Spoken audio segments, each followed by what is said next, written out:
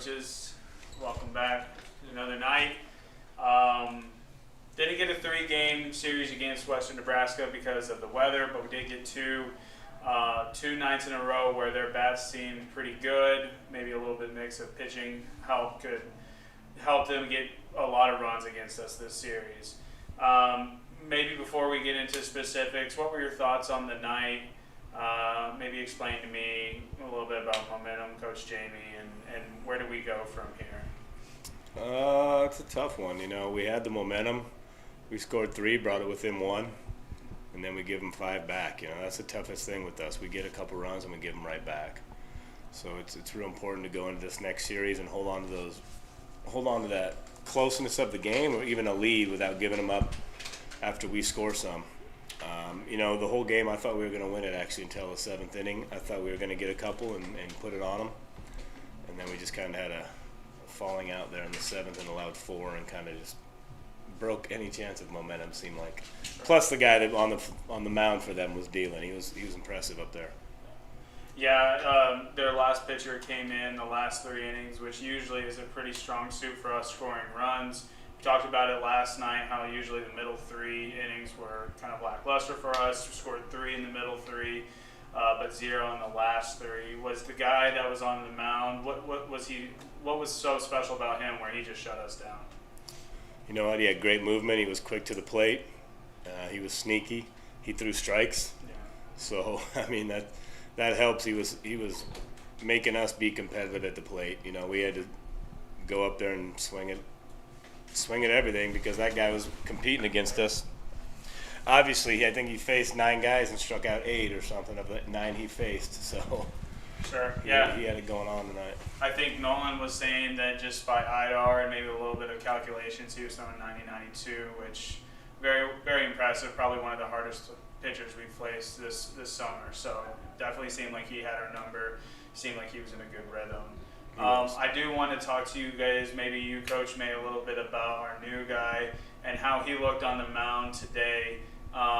Pitched fairly well. It seemed like he had a little bit of trouble kind of settling in, but after he settled in, he found his stride moving it further into the game. Yeah, I felt like he competed. I definitely felt like he could have had a better outing, but I felt like he competed. Didn't have his best stuff today, but he gave us a chance to win, and that's all I ask. I expect him to get better from here on out. Cool. Kind of a different approach from what I've seen, bringing Adrian Lopez in the middle of the game in comparison to the start. Could you teach me or tell me a little bit about your strategy with Lopez there? Lopez has been gone for about a week and a half or so, and we've been trying to get him in there. And we kind of have to live it day by day, game by game, because the second half of the season we need every game. And so just with that strategy, I thought Adrian could maybe stretch out the game, the middle of the game, and get us to the end, that bridge right there. But it didn't go that way. Our offense just didn't necessarily come back and answer back in the right times. And so as a staff, though, I think we got to come back and compete.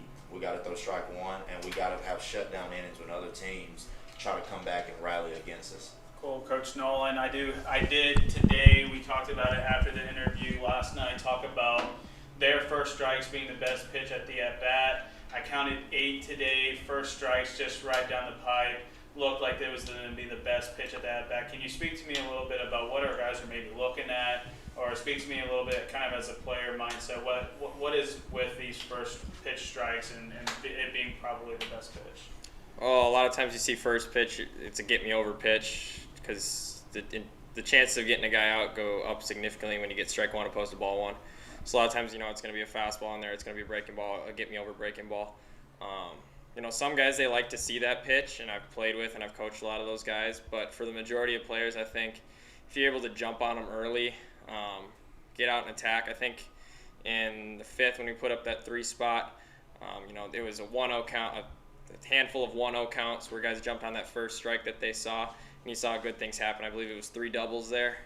So it just goes to show, get ahead and look for your pitch early in the count, and good things will happen. Maybe speak to me a little bit on how we can maybe adjust to that same kind of mindset. It's player-by-player adjustment, sure. But one big thing I noticed tonight with our adjustments, that the reliever that came in through 3+ tonight, we just didn't make adjustments. I think he had a good fastball, solid breaking ball, that I saw from up top. But just making adjustments in game and in at bat, I think, is our biggest challenge right now. Is guys learning to do that at a high level. Coach May talks a lot about teaching our guys how to play high level college baseball, and that's a big thing that you need to do when you want to win big games and be in big situations, is make adjustments in at bat and in game. And that, I think we struggled to do that tonight, and that's something we're going to continue to work on. But again, getting out, looking early, put a ball in play, good things will happen. There were 3 errors in the ballgame, and it goes to show defenses aren't perfect by any means. But if you go down swinging or go down on strikes, it doesn't give you any chance to reach first. Or put something in play, at least it makes them make a play. Appreciate that. Speaking of adapting, we have Hastings starting tomorrow. We have a 4-game series against them. We haven't seen them, I believe, since opening day here back in Pierre. We talked a little bit about it last night, about a new team, new approach. But maybe talk to me on adjustments. What are we going to try to adjust? Maybe don't divulge into your full, cards up your sleeve, but maybe talk to me a little bit about our adjustments going into this new series. Whoever wants it. Yeah. I'd definitely say adjustments going into the new season. Just still trying to get our best 9 out there consistently. Get our best defense that'll mesh together. And then pitching wise, we've just got to throw more strikes. It's simple to see from the sideline, but we got to make better pitches when we are ahead in the count. So we're getting too much at the center of the plate when we got 1-2, 0-2.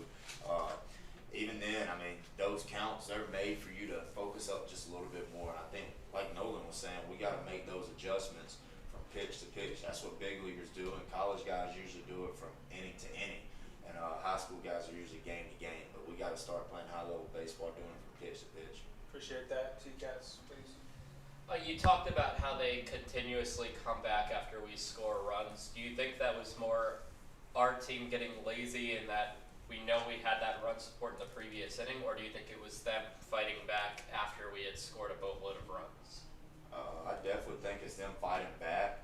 I wouldn't necessarily say our defense got lazy. I know after about 4 or 5 walks, you'll tend to see your defense go to sleep, and we kind of ran in that yesterday.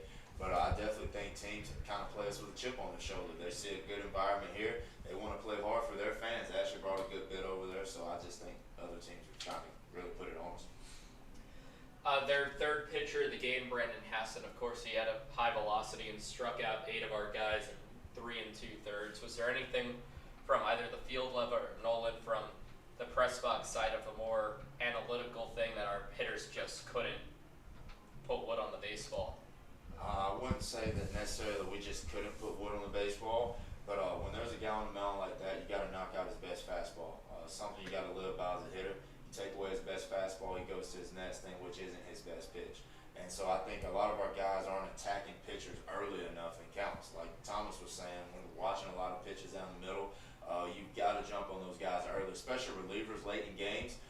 They're trying their best not to walk you. That's their job. So you got to jump on those guys early. Starter, you can kind of go quality at bats. You can have them on the bats. But those relievers, you got to knock them out. Nolan, you have anything on that? Or It's just the same thing that kind of talked about with Thomas. Get up. You got to make adjustments. When a guy's consistently beating you and you can see he's overpowering with the fastball, maybe go to your 2-strike approach early. Try and go short and sweet and put a ball in play. Not much else you can do. Just shorten up, put something in play. Tyler Lubin has passed 2 appearances, 2 earned runs in both of those appearances when he started the season off great. Is there something that it's more fatigue heading into a longer, more grueling season that's potentially making Tyler Lubin lose some of his best stuff? I would say it's more of just not necessarily being consistent, and that goes with playing time. He had about a week and a half off. Then he came back, still has some discomfort, but he wanted to compete. That's the guy that he is. And then he came out tonight. Not necessarily the best situation, but I think just keeping him on the mound, he's going to get better, and I got faith in him. Thomas mentioned it earlier, Brent Sunday making his first appearance. A bit of a shaky start, but seemed to recover somewhat through the rest of his appearance. Was there something that you saw in between innings from him coming back to the dugout of the type of attitude he had coming in after a rough first inning on the mound? I think he was still composed when he came in. He was a little upset with himself, but as most of our guys were telling him, I just reiterated, attack, attack, attack.